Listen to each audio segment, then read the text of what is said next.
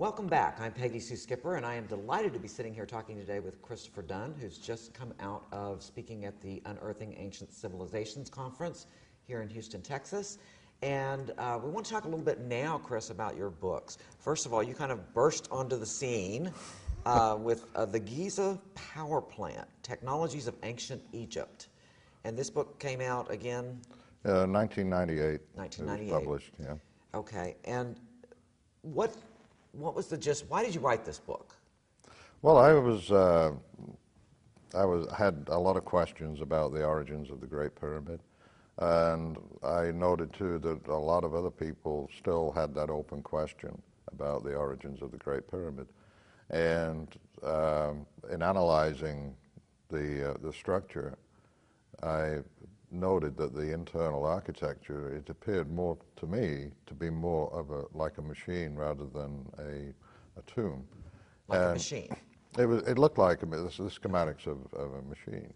And, you know, I'm used to looking at drawings all the time, and so I'm like, wow, this looks like a machine. All right.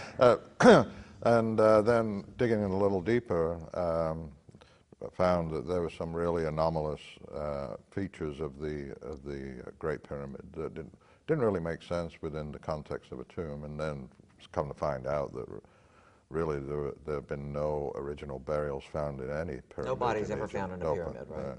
Well, there've been bodies found, but were interred there at a later date. So there's a huge question mark about whether the pyramids were actually tombs.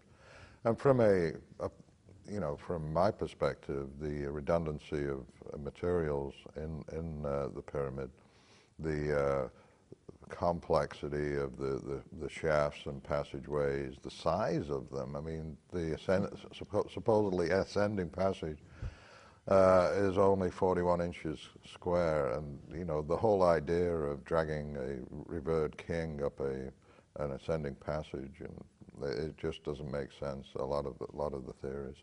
And then the fact that there are 3 internal chambers when you only need 1 for a body.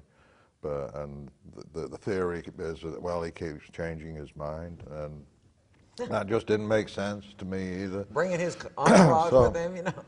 So, like a lot of people before me, I totally rejected the tomb theory, and then started to analyze it to see if I could figure out what it was. And so I was reading a book called Secrets of the Great Pyramid by Peter Tompkins, and then one night I was reading and the light bulb went off over my head, and I became consumed with an idea that this thing was actually generating energy, but in a way that was a little different to what... More organic than what we think of today? Yes, that it was drawing energy from the earth, mechanical energy, like seismic energy, and so it was being used to draw seismic energy or up through it, and then releasing that energy, actually creating, harmonizing the plates of the planet as a primary function, but then converting that energy into electromagnetic energy, and that's what I started to actually study to see if there was any information that would support that in the Great Pyramid. What I found was that all the evidence that is found there in ancient times and also modern times feed into that hypothesis or that theory about the pyramid being an energy device. It explains the subterranean chamber, the king's chamber, both the shafts that lead to the queen's chamber, both the shafts that lead to the king's chamber, also the whole structure of the king's chamber, which is made out of granite. And as a note, interestingly, granite could be considered firestone. And if you remember, Edgar Cayce wrote about the mighty crystal or the firestone that was used in ancient Atlantis. So, okay, so let's, first of all, I love the fact, I think all great discoveries begin with an epiphany moment. And yes. You said that light bulb went off. Right. I think that's the way it happens, regardless of what the discovery or the research or whatever. So you had one of those moments. Mm-hmm. So tell me what you think this energy that this pyramid was creating, this power plant of a pyramid was creating, what was it used for? What did it do? Well, I mean, just like we would, if we had that power source today, we could use it for many different things. You know, if we have appliances that we could power, You're energy. talking about actual something that could be transferred into actual electricity, Yes. or Yeah. okay, Yeah. all right.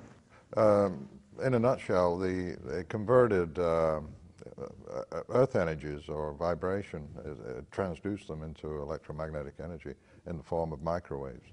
And that's what the shafts that lead to the King's Chamber and from the King's Chamber were for, is that input signal came in, and there was an energized hydrogen which was created in the Queen's Chamber that emitted that photon, and so that carried forth through the southern shaft and out.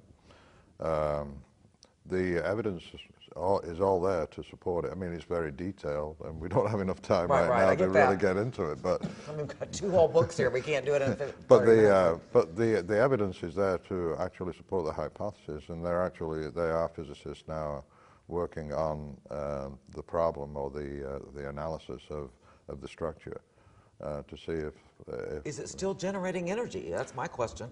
well, Is not it the still a power plant, or do you think it's a lot of now? people think it is.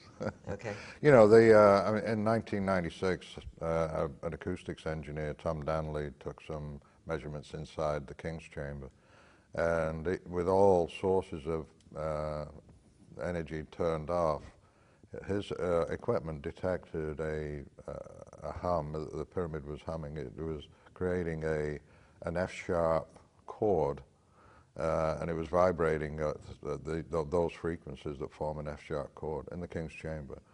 But they were infrasonic. They were between 2 and 9 hertz. And What so does that mean? cycles per second. It Okay. means that it's below the range of the human hearing. Okay. You can't hear it, but his instruments picked it up.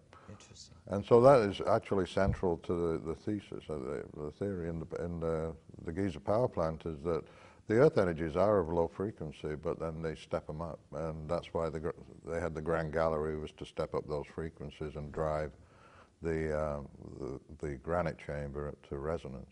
Which is a technology that we do not have today. We use similar technologies. I mean, you know, do. just the microphone that you're wearing is an example of it, with a quartz crystal, because essentially you have what they call the piezoelectric effect, where quartz is stressed or it vibrates with mechanical energy, which sound is mechanical energy, and then it converts that to electricity. Okay. So And so your second book, which came out when? that came out in June of 2010. Okay. Lost Technologies of Ancient Egypt, Advanced Engineering in the Temples of the Pharaohs. Now, is this a continuation of the first book?